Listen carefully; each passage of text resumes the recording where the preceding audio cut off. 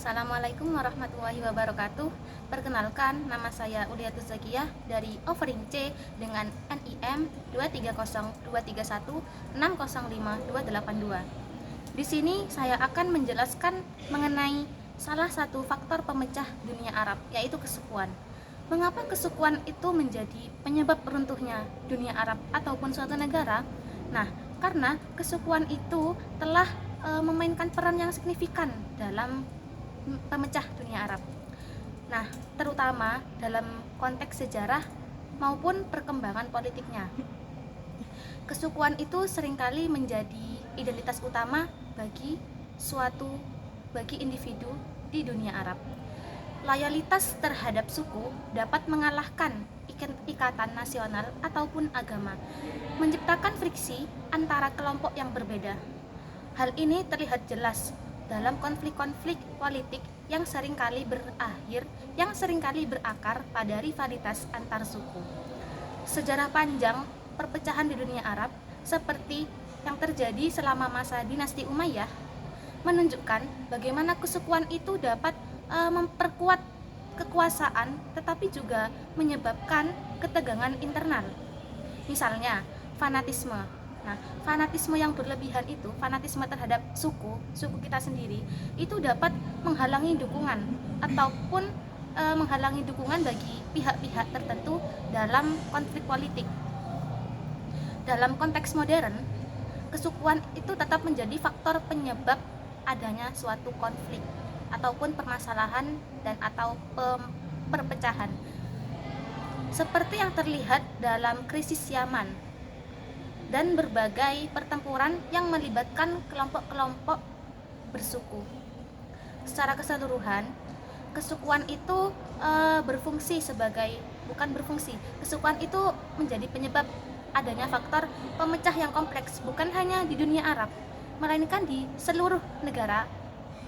Kalau di dalamnya itu masih ada sifat kesukuan ataupun fanatisme yang berlebihan, itu dapat menjadi salah satu faktor pemecah negara tersebut.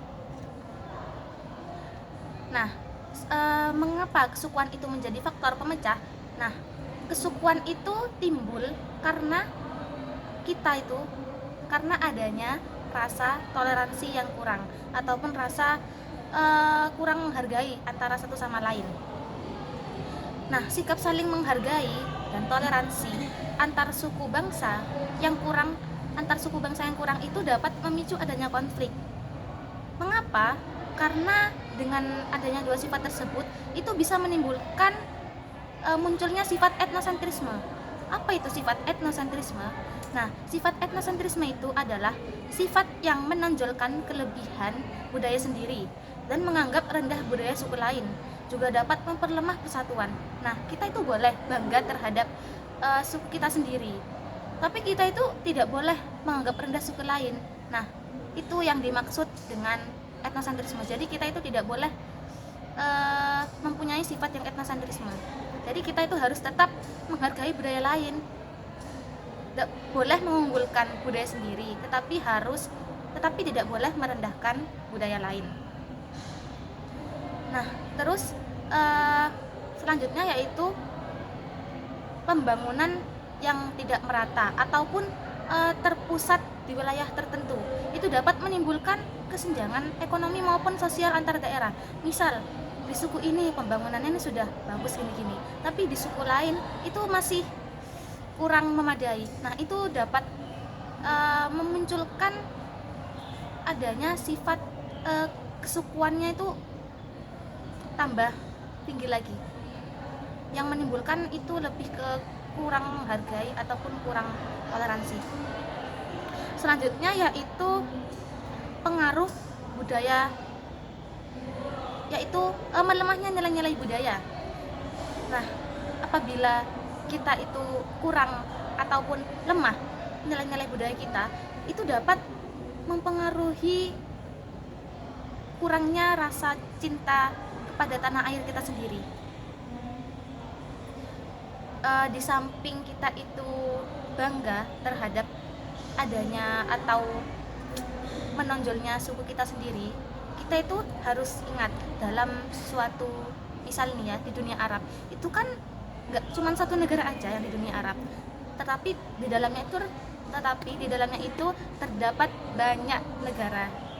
Jadi kita itu harus melihat yang lain juga, gak fokus terhadap suku kita sendiri gitu.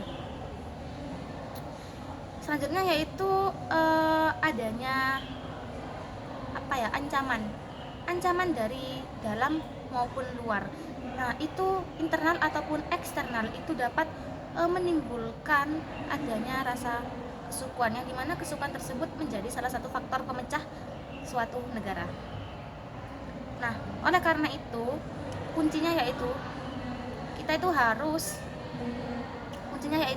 dalam suatu dunia Arab itu harus masyarakatnya itu harus mempunyai sifat toleransi yang tinggi dan melestarikan budaya manapun itu yang terpenting dalam dunia Arab,